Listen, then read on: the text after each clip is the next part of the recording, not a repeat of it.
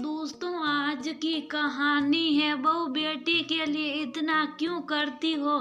कमाकर तुम्हें नहीं अपने ससुराल वालों को देगी। दोस्तों, कहानी शुरू करने से पहले अगर आपने चैनल को सब्सक्राइब नहीं किया हो तो कर लीजिए ताकि आपके पास पहुंच सके हर नया वीडियो।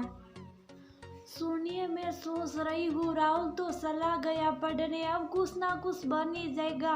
पिंकी अभी नवमी में है, अगले साल 10वीं कर लेगी, फिर इसे कोटा पढ़ने के लिए भेज देते हैं। सो दोनों बच्चे पढ़ लिख कर कुछ बन जाए, इससे ज़्यादा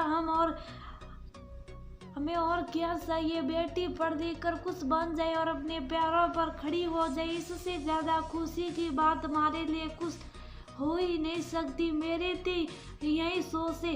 आप क्या करते? निया अपने पति सुनील से करती हैं। सुनील बोले,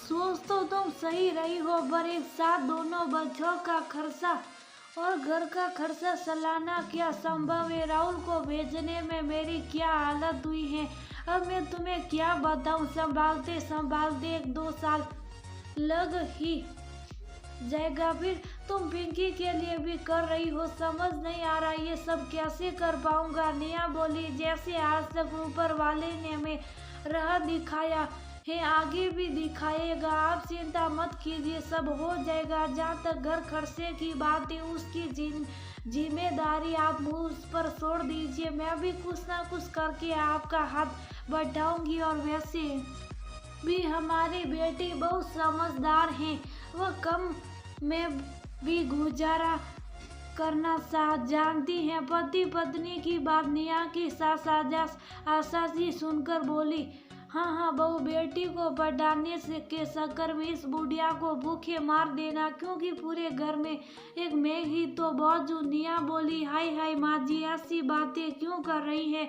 माँ बाप कहीं बोझ होते हैं। आशा जी बोली, बेटे को बाहर पढ़ने के लिए भेजी, बात समझ में आती। अब तुम अपनी बेटी को भी बाहर पढ़ने के लिए भेजोगी। तुम भूल रही हो, वह कमा कर तुम्हें नहीं अपने ससुराल वालों को देगी और मेरे बेटे के कंधे पर कितना बोझ डालोगी। अरे वह अपनी जिंदगी कब जिएगा और तुम कहती हो घर के खर्चों में कमी करोगी। घर में बचेगा कौन? मेरा खाना पीना दवाई सब बंद कर दो। निया बोली, मम्मी जी, कमा कर ये अपने पति को दे या ससुराल वालों को, मुझे इससे कोई मतलब नहीं है। बस मैं ये चाहती हूँ कि मेरी बेटी अपने पैरों पर खड़ी हो। इसके लिए मुझे जो करना पड़ेगा मैं करूँगी, पर आपको कोई दिक्कत नहीं होने दूंगी, मेरा वादा है। आशा जी बेटे से बोली, बहू तो समझती नहीं है, मैं लड़की को पढ़ाने के खिलाफ नहीं हूँ, परंतु लड़की है, इसकी हदें इसे पता होनी चाहिए, वरना मायके में अगर इतनी आज़ादी मिलेगी तो कल को ससुराल में भी ये अपनी मर्जी के काम करने का कोशिश करेगी, और नहीं कर पाई तो रोज आए दिन मायके में पड़ी रहेगी। निया बोली, मम्मी जी, हर पाबंदी बहू और पोती के लिए ही क्यों होती है? आप पुरानी मानसिकताओं से ऊपर उठकर क्यों नहीं सोच रही हैं कि कल को अगर आपकी पोती अपने पैरों पर खड़ी हो गई तो ससुराल वालों से उसे सुनना नहीं पड़ेगा। आशा जी बोली, अच्छा तो तुम ये क्यों नहीं कहती कि तुम्हें यहाँ सुनना पड़ता है, इसलिए तुम अपने सपने अपनी बेटी के द्वारा पूरा करना चाहती हो।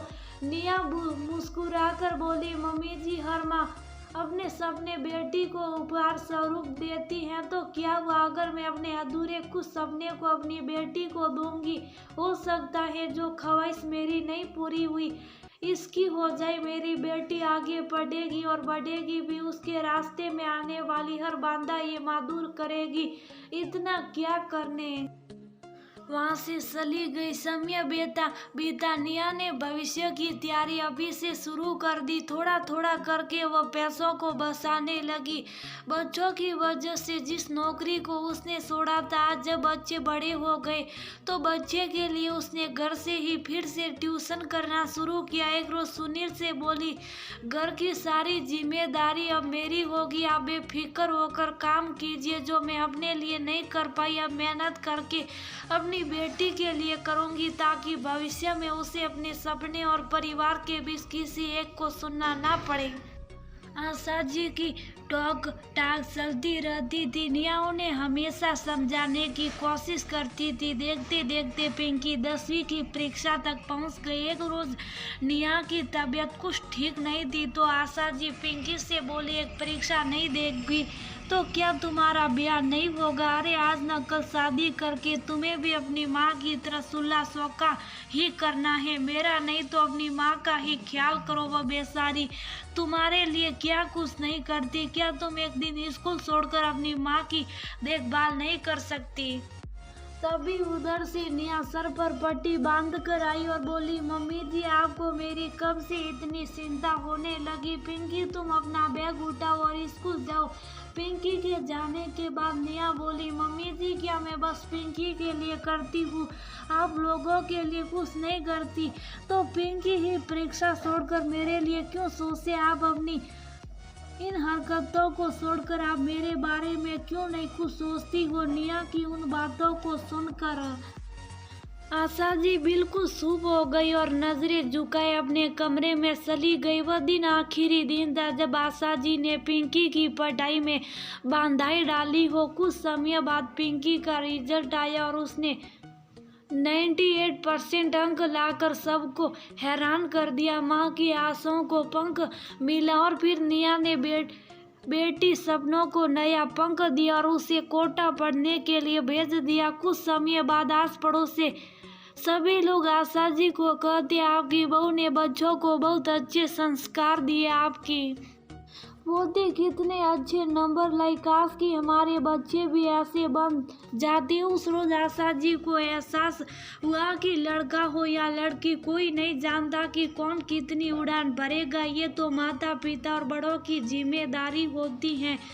कि बच्चों में भेदभाव ना करे और उनके हौसले को नए पंख दे और उन्हें आगे बढ़ने की आज़ादी। तभी तो वह उज्जवल भविष्य की रचना करेंगे। आशा जी जो अपने पैसन की कमाई घर पर नहीं खर्च करती थी, अब वह पैसे लाकर निया के हाथ में दे देती और कहती, बहू ये मेरे पोते पोती के भविष्य में मेरी भागीदारी, जो गलती मैंने कर दी उसे सुधारने की बस एक छोटी सी कोशिश कर रही हूँ, इसके लिए मना मत करना। निया मुस्कुराकर उन्हें गले लगाई और बोली, माँ जी हमारे बच्चे बहुत भाग्यशाली हैं जो उन्हें अपनी दादी का आशीर्वाद मिल रहा है। अब देखना हमारे बच्चे किसी से पीछे नहीं रहेंगे और खानदान का नाम रोशन करेंगे। इतना कहकर दोनों मुस्कुराने लगी।